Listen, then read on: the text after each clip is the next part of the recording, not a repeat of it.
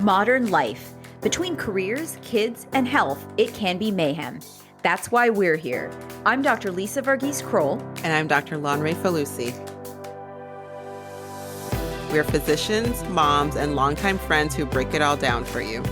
Wondering how to juggle all the balls and still stay sane? Looking for advice but don't want to be overwhelmed? Curious about how to make the most out of life for your family but enjoy it at the same time? You're in the right place. Welcome to Health and Home with the Hippocratic hosts. On this episode, we're talking about burnout. Has the pandemic left you feeling like your work or life responsibilities are harder to manage than ever? Wondering what burnout really means? And need to know if you have it and where to turn for help? Keep listening so you can take better care of a very important person, you. Hey, Lise.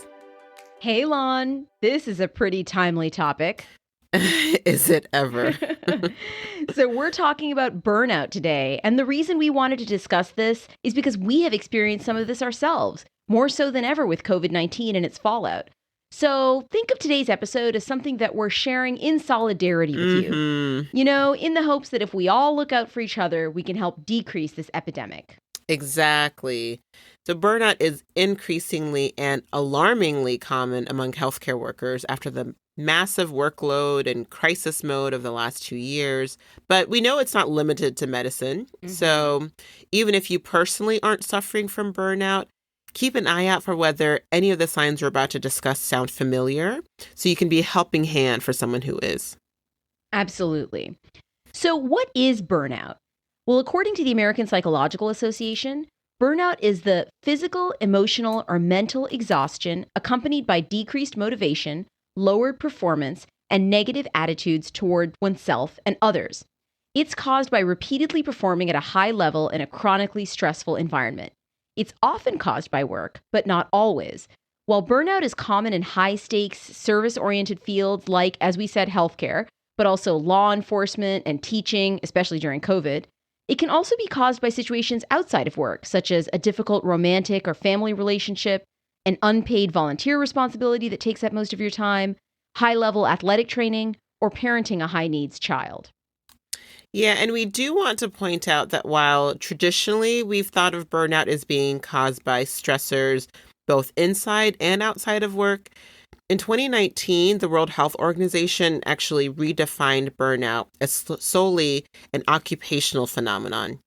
So they called burnout a syndrome resulting from chronic workplace stress, and they identified three main features. 1, feelings of energy depletion or exhaustion.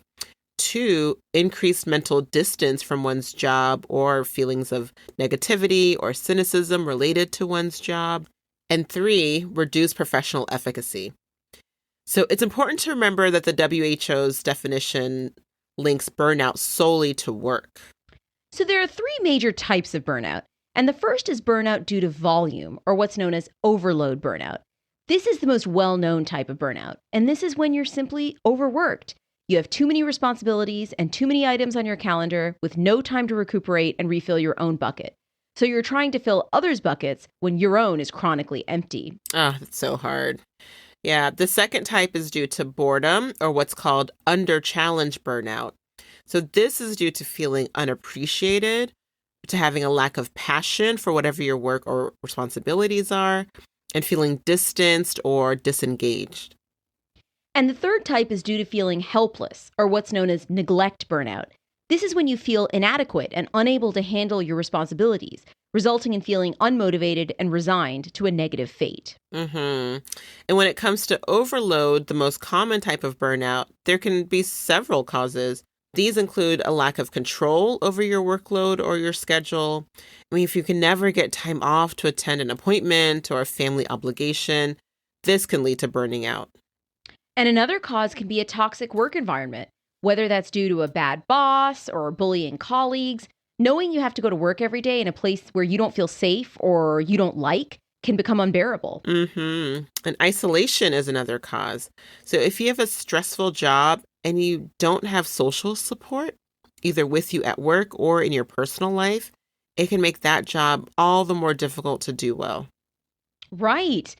And finally, there's work-life imbalance. We talk about work-life balance all the time, right? You and I even talked about it way back in our episode 3. So check that show out for some really useful tips.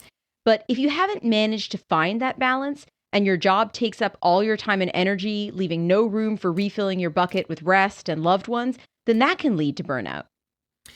So people often ask, what's the difference between burnout and depression? Well, depression is a medical condition, while burnout is situation specific. If the situation is removed or changed, the burnout goes too. So a classic example is taking a fantastic vacation. So if you have burnout, you'll have a great time on that trip because you're away from work. Has anyone experienced that? Yeah. So, but if you have depression, you won't be able to really fully enjoy it no matter how far from work you get. And coming back to your toxic environment from that fantastic trip to the Riviera or Disney or wherever is even more painful. So in 1992, psychologists Gail North and Herbert Freudenberger identified 12 stages of burnout. So let's go through them and see if any of them sound familiar. So the first stage is the compulsion to prove oneself. This is characterized by excessive ambition and perfectionism. The person wants to give more than 100% to the job. Number 2 is working harder. This is literally working harder. It's an exaggeration of that first stage with difficulty delegating tasks to others. Stage 3 is neglecting one's own needs. So sleeping and eating patterns are disrupted, social interaction is deprioritized, and the first small errors in performance start to be noticeable. And stage 4 is displacement of conflicts. This means more conflicts with colleagues or with a spouse, and now errors start to pile up. Number 5 is revision of values. So the person's values literally start to change. Work becomes the only thing that matters, while other former priorities, like family and friends, are displaced.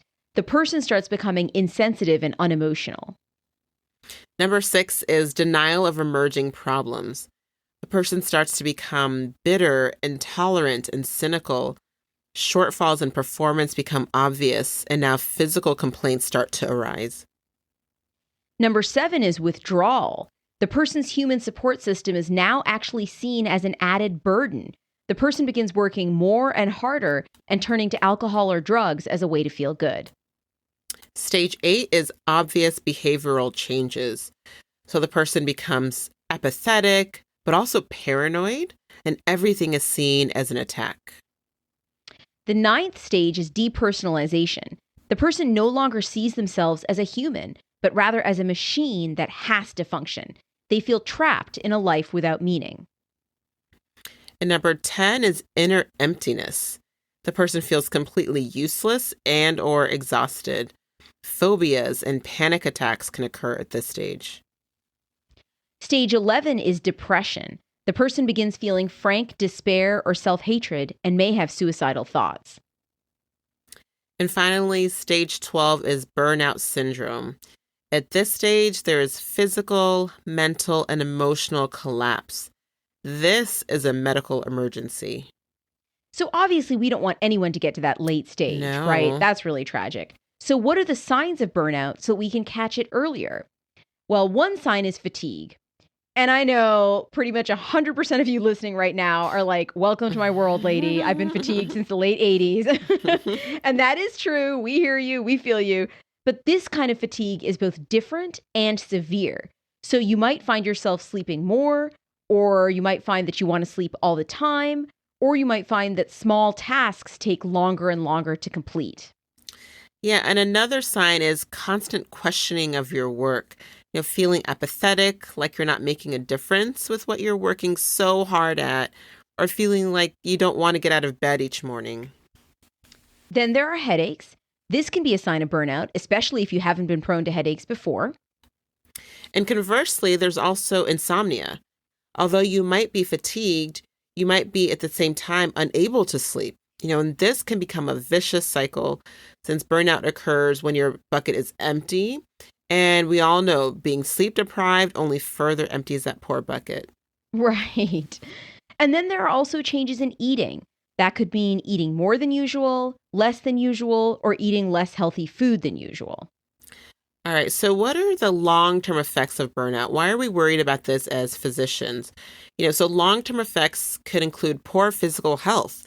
This could lead to high blood pressure, coronary artery disease, diabetes, poor resistance to infections, job turnover, clinical depression or anxiety, impaired relationships, long-term exhaustion, antisocial behavior, substance abuse, and in the worst case scenario, suicide.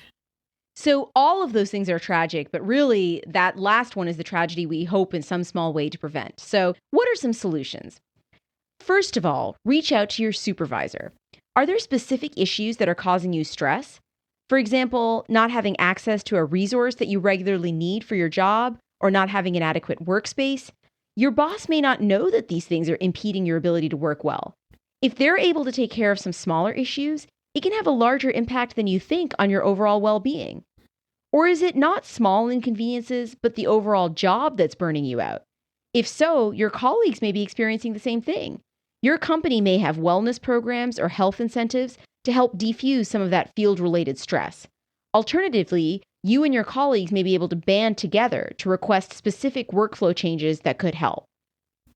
And next, seek support. Many workplaces have an employee assistance program or EAP. These programs are very familiar with burnout, among other things, and they can provide you with or point you to resources that can help. Also a personal therapist, colleagues, family, and friends are all part of your support network as well. They say that a burden shared is a burden halved, and we think a lot of the time that's true. The flip side of this is avoiding negative people. To the best of your ability, limit your interactions with people who take more than they give. That is totally okay when you're dealing with burnout. Absolutely. And also set boundaries. Decide on a time you're going to stop working each night and stick to it. Be firm about what you need from your supervisor or your colleagues. Put a curfew on responding to texts and calls each night and leave any that come in later for the morning. Refuse to be drawn into demands for more from a needy person in your life. Set aside a place in your home that's yours alone for you to unwind. Have compassion for yourself as you do for other people.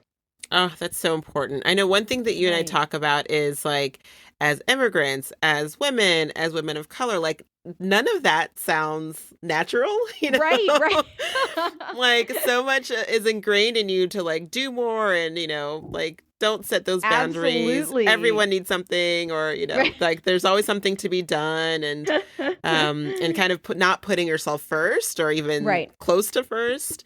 So I think that's really good advice and something that we should all really take to heart. Exactly, because, that conditioning is not correct. Yes, right? I mean, exactly. we all grew up that way, but that's not correct. We know that that's not optimal for our health. Exactly. And if we don't protect our health, we're not going to be there to take care of all the people that we take care of. Exactly. And if we don't do it, no one can do it for us. No one can exercise for you. No one can drink water 100%. for you. No one can sleep adequately for you. Right? And getting to that, exercise is our next tip. Although we know finding the time and motivation to exercise can be tough, even in the best of times, let alone when you're in the throes of burnout. But we really can't stress enough how important it is. Prioritizing exercise of some form can work miracles for your mental and physical health. And bonus points if you can do it outside and then get the benefits of nature too. Right. And then there's sleep. Block it off in your calendar if you have to. It has been repeatedly shown that inadequate sleep can lead to a weakened immune system, high blood pressure, and depression. And it also, as we said earlier, contributes to a vicious cycle in burnout. So do whatever it takes, right, to make sure that you give yourself enough sleep. It can be tempting to forego an hour or 3 so you can get more work done. But remember, if you sleep, most of your responsibilities will still be taken care of. But if your body collapses, none of them will be. Right. So prioritizing sleep before that happens can help make sure it never happens. Yeah. And also there is a place for mindfulness and relaxation. So yoga, prayer, tai chi, meditation, all of these activities can center you, can lower blood pressure, and remove that false idea that work is the only thing you're allowed to focus on. So taking a daily break from technology and from social media can also help with this. But not a break from the podcast. That's different. That you can exactly. continue. Yes, I'm glad you clarified. Right. No need to ever step back from us, friends. And then, you know what? Seek medical attention. If you're unable to get out of bed, are engaging in risky behaviors, are having suicidal thoughts, or are otherwise experiencing signs that you or someone else finds concerning, seek help right away by calling your PCP or calling 911 or going to the ER if you're in imminent danger. There's no time to waste. Absolutely. Those are emergencies. And if you need help and you're wondering where to go, check with your employer or your insurance provider for available counseling services. Online counseling and therapy providers can also be a godsend, and these really seem to have grown during the pandemic because you can use them without leaving your home or your office. Talkspace.com and BetterHelp.com are two options, and we'll link to them in our show notes on HippocraticHosts.com. And finally, be open to making dramatic changes. If nothing improves your burnout and brings back your former self, it may be time to pull the ripcord. Although it may seem impossible, leaving your job or even leaving your field may be the only logical solution. While we would never advise doing this without trusted counsel, we also want you to remember that work is not life. You are not your profession. You're not your career. Your primary responsibility is to yourself and your loved ones, not your employer. And if there's no way to be healthy while staying with your employer, then it's a completely honorable decision to leave and do something else. Plenty of people have done 180-degree turns in their work lives and have been thrilled with the decision. If you're at that point, that can be you too. And now it's time for our Physician Mom Hack of the Week.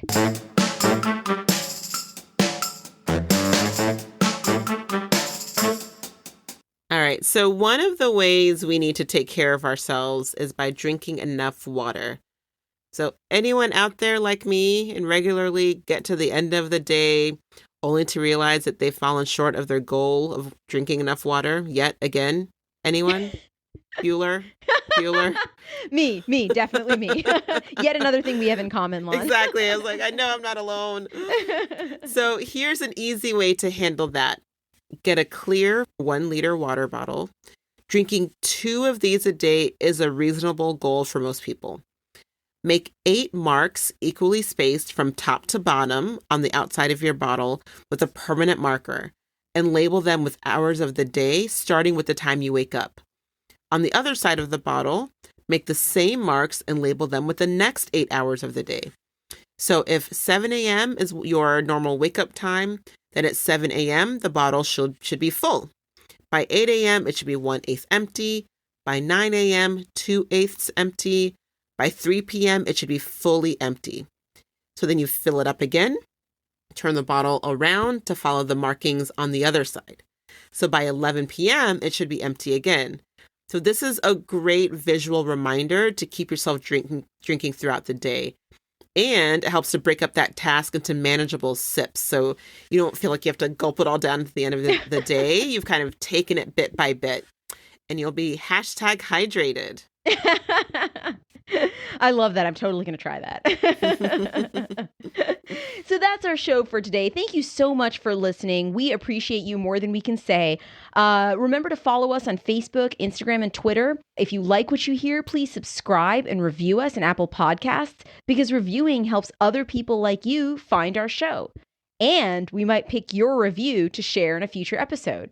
For example, Aesthet Artistic said, "This podcast really puts life into perspective, and the mom doctors doing it are so funny and relatable. I've loved listening to them and will be sure to continue to tune in." Aw, Aesthet Artistic, we love you right back. Thanks, everyone, and talk to you soon. Thanks for listening to Health at Home with the Hippocratic Hosts. Remember that all views expressed here are our own, not our employers, and all content is for informational purposes only and should not be construed as medical advice, nor the establishment of a doctor-patient relationship. Always consult your own physician or healthcare team for any medical issues. If you enjoyed this episode, please rate us, subscribe, and tell a friend. And check out our website at www.hippocratichosts.com for show notes on this and all our episodes. Can't wait to chat with you next time.